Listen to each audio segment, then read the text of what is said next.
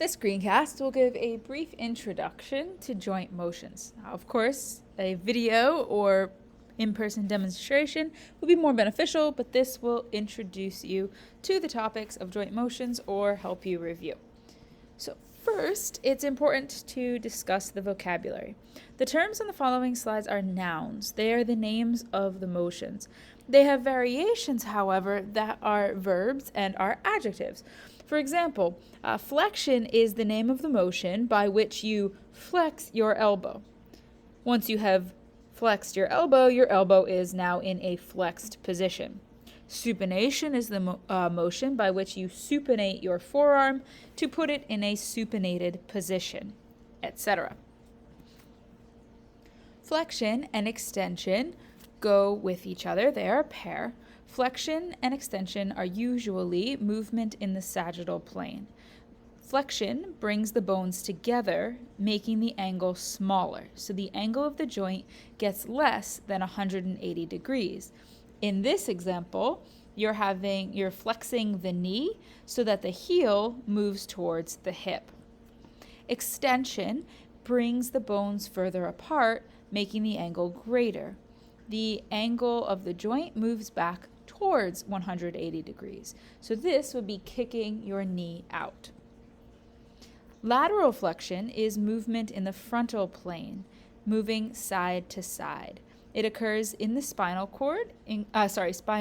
column, including the neck. So you can laterally flex the trunk, or you can laterally flex the neck.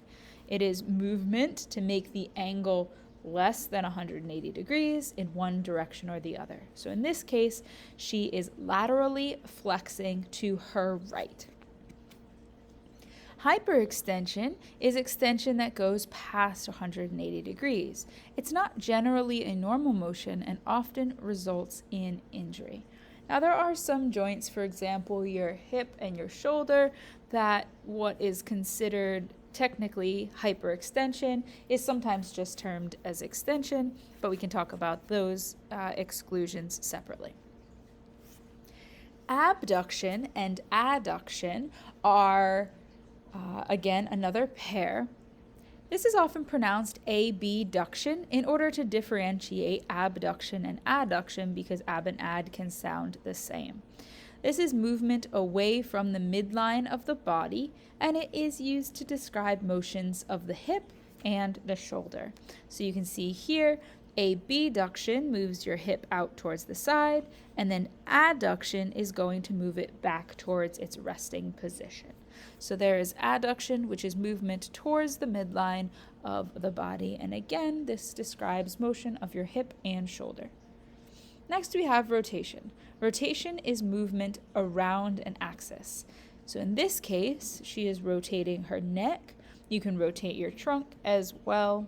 You can also rotate different bones, which we'll talk about in a second when we talk about the specific types of rotation. The first specific type of rotation we'll talk about is internal rotation. Internal rotation is also called medial rotation. This is movement around an axis toward the midline of the body. It is used to describe movement of the hip and shoulder. So you can see that if he were to put his arm bent at the elbow as it is, flexed at the elbow, and he moves his hand toward his body, that is internal or medial rotation. The partner to that is lateral or external rotation. Again, this is movement around an axis, and it's away from the midline of the body. Circumduction is movement of the end of a body part that follows a circular path. So it's like a big loop, kind of cone arc thing. This is circumduction. Pronation is rotation of the forearm so that the palms are down. So if you stand with your thumbs out, their thumbs up in front of you, and then you put your palm down, that is pronation. Supination is rotating so that your hands are facing upward. It can be helpful to remember that when your forearm is supinated, you can hold soup. Plantar flexion is not spelled incorrectly, Microsoft Office just thinks it is movement of the ankle so that the toes point down. This is like putting your foot on the gas or the brake pedal. Dorsiflexion is movement of the ankle so that the toes point up. So you're pointing it towards the dorsal surface, or you're pointing your toes toward the plantar surface. Next, we have inversion and eversion. These are two more ankle movements. So in your ankle, you have dorsiflexion, plantar flexion, inversion, and eversion. Inversion is movement of the ankle so that the plantar surface faces the midline. So this is your easiest way to roll your ankle or sprain your ankle. This is inversion. Eversion is turning the ankle so the plantar surface faces laterally.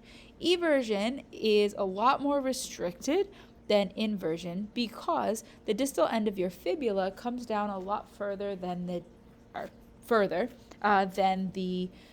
distal end of your tibia. Now we'll move on to two terms that have to do with your wrist: radial and ulnar deviation. Radial deviation is movement of your wrist toward the radius, so that's towards your thumb side.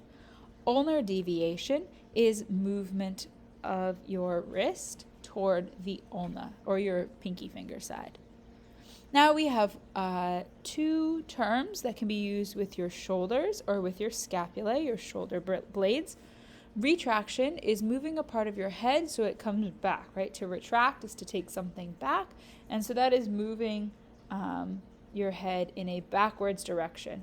And so we're moving this straight in the transverse plane. We're not moving side to side. We're not tucking our chin to our chest or in any other plane. We are just moving it backwards and forwards, anterior or posterior.